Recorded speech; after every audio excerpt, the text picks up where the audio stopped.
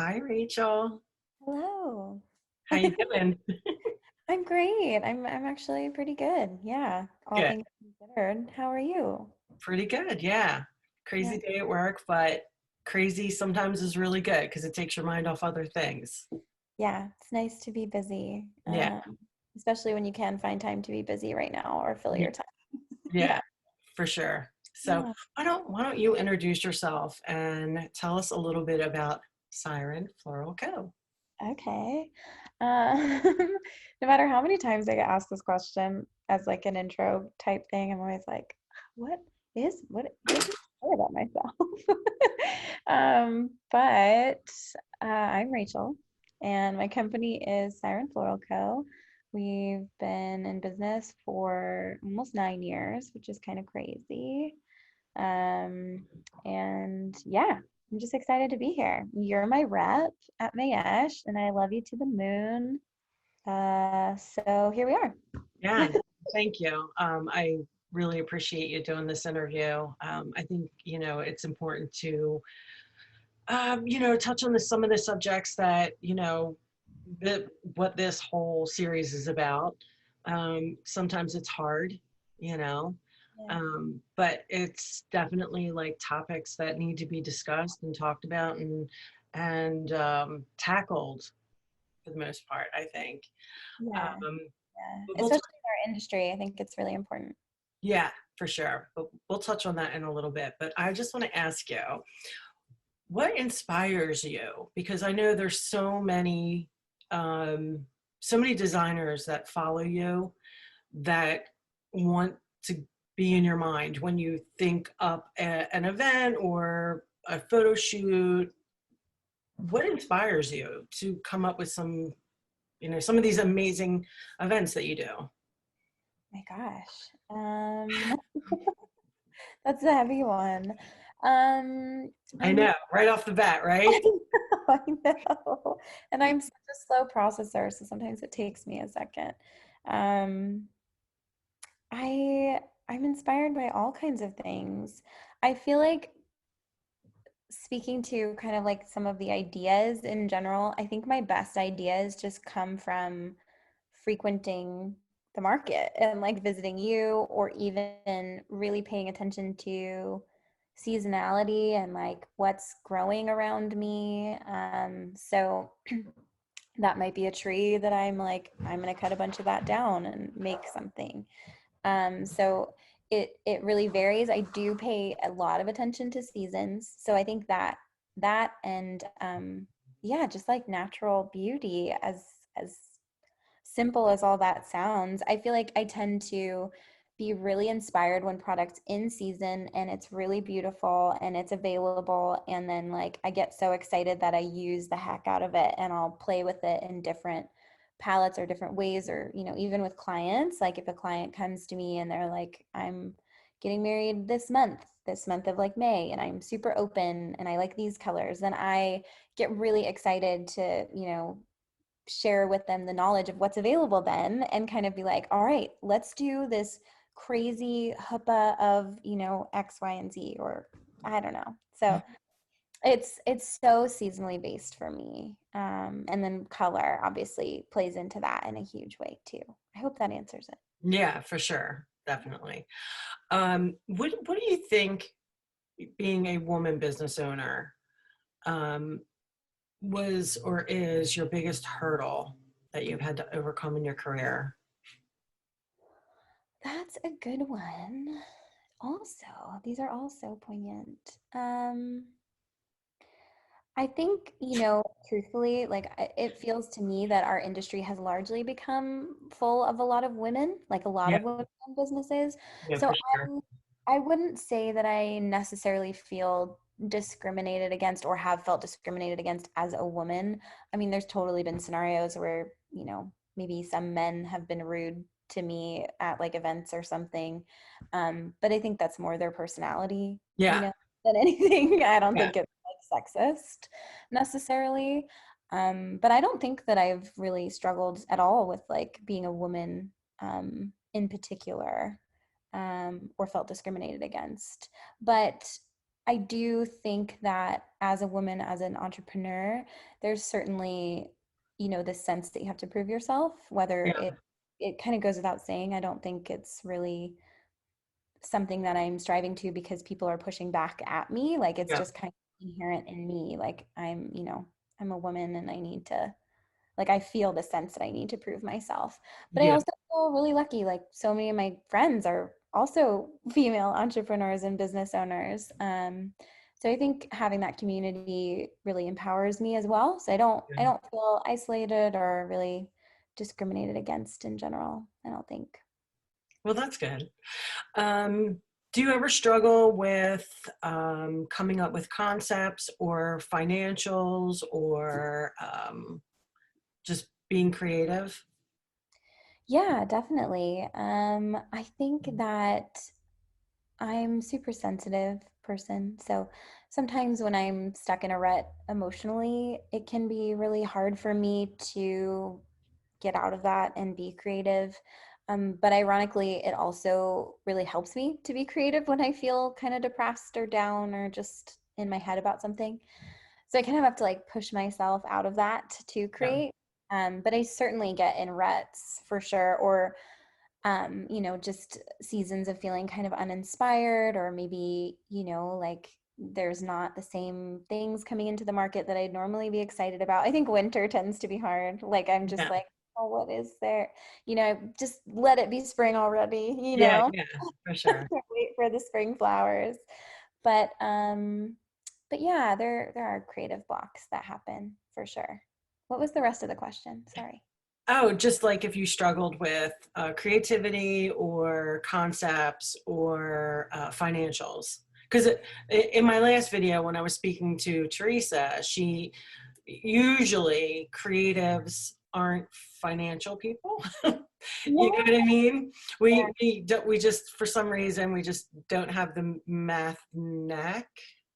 Definitely. Yeah, I Yeah. would have to agree with that. I do think that flexing my math and business muscle requires a lot more intention. Mm, Uh, the creative side, it's yeah. easy for me. I mean, like you Yeah. can tell me an epic flower that comes in and I'll just buy it for myself. And that's not always the best business decision. Yeah. Uh, but I do it because I'm so excited and I want to try playing with it. Yeah. Um, but when it comes to the business side, for sure. And I really credit my boyfriend, my partner, for a lot of my growth with that. Yeah. Because I think that he's really, really organized with that stuff, and his personal finances as well as his own business finances. So he's taught me a lot about that and just foresight and being more business minded, and other friends too. Like one of my best guy friends is a financial excuse me, advisor. So he's like been a huge asset. And I have an amazing accountant. That was something that I very quickly, as soon as I had the means to financially, Yeah. let go of, because um, the financial side of things has never been my favorite. So Yeah. having an accountant and being able to pay to kind of like delegate some of that has been a Yeah. really well. Yeah. It's definitely smart, if you because being, just starting out, you don't really have the means to do that. But as you grow, it's definitely something that you want to check off your list right away, I would think, because yeah, it could make or break you, really. It could, Yeah, I think you just have to really know like your gifts, and what you yeah. enjoy doing, and of course at first, like you said, sorry, I'm at home with my doggies in the background making all kinds of noise. At first when you're getting started, you don't have those means or those funds, so you are kind of having to figure it out. But I do think, once you can carve out some budget to kind of delegate things that maybe aren't your strong suits or you just don't make time for, like it's good to listen to that and be aware of, Yeah. um and make room for it instead of trying to force it on yourself if you get to a place where you can. Yeah. Yeah. It's really, really good advice. Um, I saw on your story yesterday, and I know this about you. You are probably one of the kindest people that I've ever met. And I know a lot of people would say the same.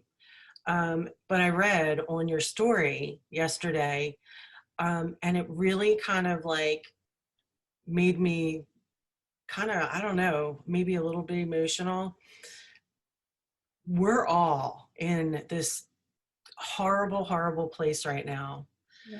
2021 is continuing from 2020, and it's not good for a lot of florists or a lot of event people. Yeah. And I know my customers are definitely feeling sad. They're feeling down. They're feeling defeated. They're feeling deflated. They're just don't really know where to go. Yeah. And, they're struggling financially. I know this. And you put on your story, if you want to reach out, if you want to talk to me, I'm here. Call me, text me. I'm here for you. We're all going through this. Let's talk. Yeah. And I thought that was so amazing that you said that, because you have so many people that look up to you. Tell me a little bit about what you were thinking in that moment when you did your story. Yeah. Well, thank you for all of that kindness. I mean, I think, you know, I'm lucky to have like so many freelancers that have worked with me that I've, really been able to build like a friendship and a mentorship with. Yeah. I'm watching them struggle and I'm talking to them frequently. And I'm also dealing with postponements. So it's not like I never want there to be this veil of like over success that like someone's made it and they don't ever struggle at any Mhm. point, because that's not the truth. Yeah. Um, and I think that's a really false narrative that can be really harmful to Mhm. people who are just starting out if there's comparison. And so I think I mean, I didn't even think twice about it. It was straight from my heart because I am a helper. Like, I really want Yeah. to help others and I want people to know they're not alone. And I want to be real about where I'm at. Like, I don't want anyone else to think that they're the only ones going through this. Yeah. So I meant it. Like, and I hope people take me up on it. When things first happened, I shared a letter that I wrote my clients with a bunch of people that reached out. But I think, now more than ever, especially given like the divisiveness going on in our country and the struggles of our industry through this, season of life, I want to build more unity and just be there for each other. Yeah. And there's been so many people that have been there for me like that throughout my career. And Yeah. I just really want to like be able to kind of pour into people in that way and let them know they have a resource because it's like, if you're just starting out as a baby business owner, like I wouldn't know what to do right now. I would be totally lost, and I can imagine that is the feeling for many. And so I just want to be a resource, I Yeah. guess. Yeah. And the reason I'm asking that question is because I think you are, that just, I mean, just the way that you are, you're kind, and, you've been doing this for a long time. And I think a lot of designers, and especially new designers, look up to you. Um, Definitely not a false vow at all, but just that they really, they look up to you. And I mean, I see it when, I'm at work and, new customers come in and they're at my desk and you're playing with your card or doing whatever. And they're literally like, oh my gosh, is that Rachel? And they only know you of Instagram or so sometimes they're a little like starstruck, I guess. I suppose that's maybe the right word or not the right word. But I do think a lot of people do look up to you, and want to emulate what you have and what you are and what you do. But I think it's flattery, don't you? Yeah. Oh my Yeah. gosh, totally. But I think I um I really appreciate that. I do. And I love, like, there was a woman that came up to me today that was so sweet. I was at the other market and we were talking for a while. And I honestly love when that happens because, Yeah.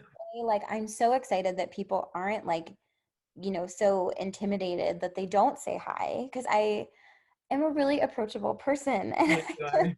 I don't want, I'm not comfortable being on a pedestal, and I don't, because I'm also not the type of person that really likes to put other people on a pedestal in the way that like, I just kind of think of it like we're all humans, and Yeah, I am only here because of my own personal journey, and I am the sum of my parts. Like I am yeah, in this place because of, timing and friends and other people who poured into me, and you and Shelly and so many other people that have invested in me. And so I I want to always feel approachable. I want to I'm just a person. I'm just a person who yeah, loves flowers too. yeah, And I just want people to feel like they can like talk to me yeah. about that and be buds. Like yeah, I'm just right there with you, everyone.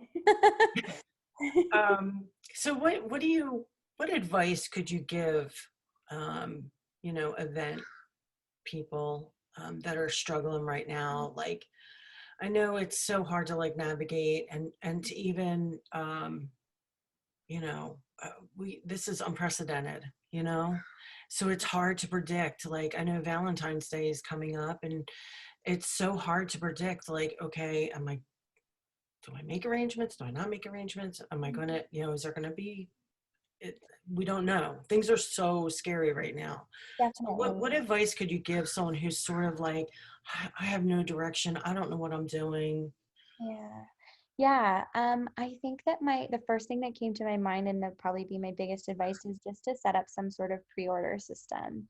Because as opposed to like I had a mentee that I was teaching last week, and she was kind of talking about Valentine's Day as well and trying to come up with some ideas. And I was like, look, like, I wouldn't recommend right now just buying flowers willy-nilly, especially for her because she lives somewhere she'd have to ship it, and that's more expensive. We're really spoiled here in California, Yeah, especially. we are. I've certainly learned that even more Yeah, so in the last year than I knew before.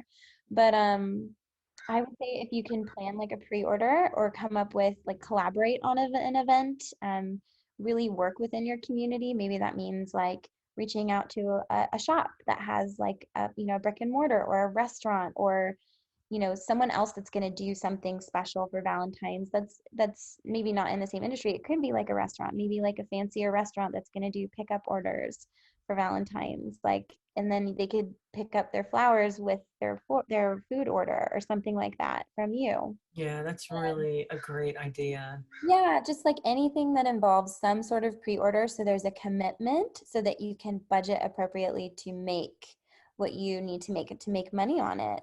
Because I even at the beginning of my career totally just did like fun things like wraps and didn't have any sort of pre-order system set up, and I just was like, I'll make this many and we'll see if they sell.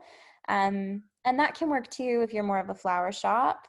But I think if you don't have a brick and mortar, it's really wise to kind of do something like an Yeah, Instagram sale or online or collaborate somehow to get your name out there as well with another brand. And that way you have a commitment. And, it's like a wedding in that way. Like you have a deposit and a date and you know what you can spend. And I think that's a bit of a safer bet right now. yeah, that's really, really good advice. Wow. Jumping back to diversity a little bit in our field, what are some ways that we can encourage more diversity? Yeah, it's so interesting because in starting my online courses, that has been such a cool experience for me because Instagram is kind of this ether, right? Like I Yeah, only sure. some people, like I can see some people that follow me, but I'm not always paying attention to when I'm getting new followers or things like that. Of course, I pay attention to analytics, but I don't always get to engage in the same way that I do in the classroom. So it's been really cool to kind of see the group that's like taking my classes. Like I'm getting to witness my demographic, and it's been so like humbling, and I have so much gratitude for being able to see that it's really broad, like it's really diverse. I've had people of all different races, genders, sexual orientations in my classes so far, and I'm really grateful for that. because moving forward and previously in my career, I could only hope that I'm speaking to, everyone Yeah. in all equal scenarios, like, because I do really care about everyone. Yeah. So I wanted to make sure that my audience was receiving that, and I didn't know until I did the classes, honestly. But as far as sort of perpetuating and really valuing and holding space for diversity, I've thought a lot about how I can continue to create a space, whether it's Instagram or otherwise, or my brand, that feels like it's, you know, equal, and it is diverse and it's for everyone. And I'm still learning. I'm still asking myself that. Honestly, like, Yeah. the Wild Mother girls have been so Oh instrumental. my gosh. Yeah, like, I cannot, to everyone watching, if you have not looked at their like conversations workshop, they are just putting out another one called Lay of the Land that I just signed up for. That's for brands, like, it's specifically for Yeah. business owners, speaking to these issues. They are tenfold like more Unbelievable. to talk about this than I am. Yeah. For sure. I continue to learn from those girls, and they are just such wonderful people, such leaders. I just can't say enough good things about them. So if you're watching this and you're kind of, a white cis woman like myself and wondering how you can create a more equitable brand, I would send you to them, first and foremost. And then I would just say, like, I think the biggest thing that I've sat with and realized, because I've had other friends in my courses recognize that there's a diverse group, and they've written me and been like, what can I do to, like, really make sure that, people in these various minoritized communities feel safe in my brand space. And I was like, honestly, all I'm doing is speaking out. Like, all I'm doing is making it very clear that I land in a certain place, that I am open, that I am here for everyone, that I care about everyone, and that I'm gonna root for them, and have their back, and they are safe with me. And that's also something that, honestly, I would say is a good life practice. Like, I want to be intentional. It Yeah. goes back to, even like, as minimal as it might be, like, in comparison, of course, for people to come up to me at the market, like, I want to create a safe space for those people too. I don't want Yeah. anyone to feel unsafe with me in any scenario. So I just think my overarching suggestion is intentionality, and openness, Yeah. and being vocal. I think being vocal, especially now, especially when there are so many issues coming forward and coming to light that have always been there, but are, much more recognized by the masses. It's important Yeah. to keep talking about it, and to continue to be an ally. And that means continuing to, support and love on people in minoritized groups, and everyone in between, so yeah, I hope that sums it up. Sometimes Yeah. I can go, I'm Italian. It was perfect. Yeah. Okay. You know, I interviewed the Wild Mother for this beautiful series, That's and so good. they are such incredible women. I learned so much from them and literally was humbled by just their presence and their intelligence and the way they spoke, and they're just so knowledgeable. Yeah, um, they have so much knowledge. It's unbelievable. And yeah, the conversation workshop is just, it's stunning. I mean, it's just amazing. And so anybody who hasn't watched that, definitely watch the video and go over to the Wild Mother, and yeah, check out the conversation workshop. But I'll yeah. definitely be looking for the Lay of the Land. Lay of the Land. Yeah, they're just launching it. They've been posting about it on their Instagram, and that's for brands. So Good really, for them. That's yeah. awesome. Rachel, do you have any exciting projects coming up? um, Inquiring minds want to know. yeah. Well, yes, actually. Let me Can focus my you, thoughts. I've had a very I was exciting gonna week. say, can you share or is it secret? I mean, I guess I can share, but I also, we're just in escrow now, so I'm still figuring out. But we bought a house. Yay! So that's a personal project that's really exciting, Yeah, and feels amazing. It's tiny and cute, but has a bunch of land. So I'm really excited to grow flowers. yeah. Well, you can We're definitely do that in that area for sure. Oh, so exciting.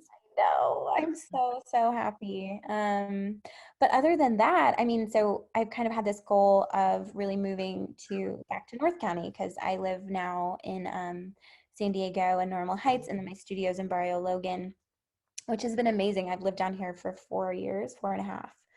Um, but I felt really drawn to move back north, and because it's closer to the market and it's closer to you, and my mom's up there, Al's parents are Yeah, up there. So there's been this push to move back that way. And so yeah, I was looking for a space originally, and just a studio space. I didn't have intentions of doing any kind of retail stuff. But the space that I found is right on South Coast Highway, and they really were enthusiastic about me also implementing some retail. So we're going to have more retail offerings, which I'm really excited about. that's awesome. Yeah, so it's crazy. It's all kind of come to a head this week. Like Yeah. house and the space is ready to go, and it's just crazy, but really exciting. Well, that is great news for 2021 because we sure use it. That's amazing. So, Hmm. what advice can you give boys and girls of the future that want to sort of come into our field, our industry? What kind of advice can you give them, people? Wow. Um, Hello, future people. I would say, gosh, well, first of all, I would always protect your time to create just for you. Not for clients, not for any other projects, nothing where you're getting paid. Like literally just you go, you buy what you want and you play. Because it is a form of play. And I do think that that play really kind of gets your creative juices flowing when you're just doing it just for you. So I would say always make time for that. Always make a budget for yourself to play and explore your creativity. And then I always tell, it's funny, I say this a lot in my classes, but I always say, like, hire a lawyer from the beginning. Because Okay. I know that sounds so intense, but I would say, like, when I started out, I didn't know if I should be an LLC or a sole proprietor or, what have you. And there really aren't a lot of resources to suggest what's best one way or Yeah. another in the event industry. So if you can make yourself a little nest egg, or maybe you have a job while you're starting your business, Yeah. whatever it may be, try to use some of that money to pay for proper contracts. Like get your business set up properly, get your resale license all set up properly. I just think like I wish I'd done that first because some Yeah. of the things I didn't do till later, nothing disastrous happened. But I have a lot of friends that ran into contract issues with all this COVID stuff. Yeah, for I sure. feel really protective now of others because of that. So that's why I'm like, get a good contract, Yeah. uh, and maybe invest in yourself in that way. So a practical piece of advice and a heart piece of advice with the creativity. Yeah. That's really good advice. And I always say too, like, I think flowers are super therapeutic, whether you're around them or you design with them, create with them. I always tell every person that comes in that I speak to, I always tell them, please come back when you don't have anything going on, because just to go into the refrigerator, into the cooler, to see the flowers is therapeutic. To smell the flowers is therapeutic. So um, I definitely feel happy when I'm around flowers. And that's the majority of my day. So I'm so blessed. But yeah, I always tell people, come in, it's therapeutic. So Yeah, that's yeah, such a good one. It is. I always like, and same. I'm like, if you can get up to the market, especially if new people come out. that are coming to freelance or what have you, like flower lovers and anyone. It's magical to walk into a Yeah, market sure full of is. flowers. So that's great advice. Yay. Well, Rachel, thank you so much for taking the time today to talk with me and talk about some tough stuff and uh, gosh, where 2021 is going. Congratulations to you and Alan Thank on you. yay, on some great new beginnings for you guys. Mm. Um, and I just want to celebrate you. So thank you so much for being my friend and for coming on today. So thank you. Yeah, of course. Anything for you. And thank you for everything that you are and all the ways you work so hard. You are amazing. You're So sweet. it's the Thank you. truth. You work so hard, and so many of us would be lost without you. So, Oh, well, yeah. thank you. Well, I'm glad that you're staying in California at least. Yeah, I couldn't leave. No. Yeah, I'm like, good. She's Flowers, the staying. produce, the sunsets. I Yeah, can't yeah, that's it. wait. On that note, thank you very much. Yeah. Bye.